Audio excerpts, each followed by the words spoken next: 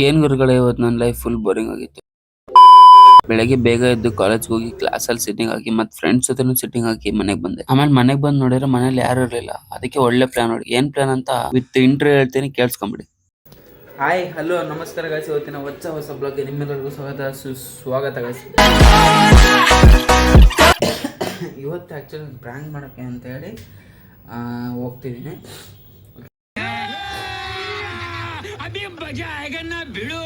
ಇವಾಗ ಹೋಗಿ ಫಸ್ಟು ಒಂದೆರಡು ಐಟಮ್ಸ್ ತರಬೇಕು, ನಿಂಬೆಹಣ್ಣು ಮತ್ತು ಇದು ಪ್ರ್ಯಾಂಕ್ ಏನು ಅಂತ ಅಂದರೆ, ಈ ಪ್ರ್ಯಾಂಕ್ ಏನು ಎತ್ತ ಎಲ್ಲ ಹೇಳ್ತೀನಿ, ಜೊತೆಗೆ ಹೇಗ್ ಮಾಡಿದೆ, ಎಷ್ಟು ಕಷ್ಟಪಟ್ಟೆ ಅನ್ನೋದನ್ನು ಕೂಡ ಹೇಳ್ತೀನಿ. ಆಮೇಲೆ ಹೊರಗಡೆ ಹೋಗಿ ನಿಂಬೆಹಣ್ಣು ತಗೊಂಡು ಮನೆ ಜೊತೆಗೆ ಪ್ರ್ಯಾಂಕ್ ಹೆಂಗಾಗಿರ್ಬೋದು ಅಂತ ಸ್ವಲ್ಪ ಝಲಕ್ ಹಾಕ್ತೀನಿ, ನೋಡ್ಕೊಂಡ್ಬಿಟ್ಟು ಹೋಗಿದ್ರಂತೆ. ತೀರ್ಥ ಕೊಟ್ಟರು. ಇಡಿ ಯಾವ್ದು ತೀರ್ಥ ಯಾವ್ದಂತ ಕೇಳಿಲ್ಲ, ಕೊಟ್ಟೋದ್ರು. ಸ್ವಲ್ಪ ಬಿಡು. ಈಗ ಆ್ಯಕ್ಚುಲಿ ಮನೆಗೆ ಎಲ್ಲ ಬಂದಿದ್ದಾರೆ ಗೈಸ್.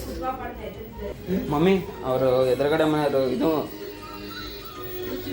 ಏನದು ತೀರ್ಥ ಕೊಟ್ಟೋಗಿದ್ರು, ಗೊತ್ತಿಲ್ಲ ಇದ್ರದ್ದು. ಲಿಟ್ರಲಿ ಗಾಯ್ಸ್ ಎಷ್ಟು ಕಷ್ಟಪಟ್ಟು ಗೊತ್ತಾ ಈ ಪ್ರ್ಯಾಂಕ್ ಮಾಡಕ್ಕೆ.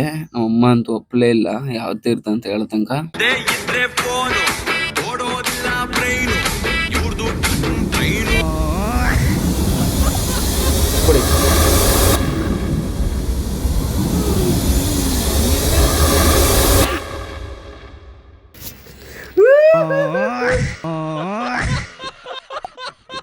Don't miss to watch guys this prank ನ. ಆಕ್ಚುಲಿ ಗೈಸ್ ಈ ಬ್ಲಾಗ್ ಇಂಡಿಯನ್ ವೀಗೆ ಬರಬೇಕಾಗಿತ್ತು, ಬಟ್ ಏನಕ್ಕೆ ಬಂದಿಲ್ಲ ಅಂದ್ರೆ ನನ್ನ ಕ್ಯಾಪ್ ಕಟ್ ಅಪ್ಡೇಟ್ ಕೇಳ್ತು. ಆಲ್ರೆಡಿ 9 ಮಿನಿಟ್ಸ್ ತನಕ ಎಡಿಟ್ ಮಾಡಿದ ಪ್ರಾಜೆಕ್ಟ್ ಹೊಸ ಕ್ಯಾಪ್ ಕಟ್ ಇನ್ಸ್ಟಾಲ್ ಮಾಡಿದಾಗ ಡಿಲೀಟ್ ಆಯ್ತು.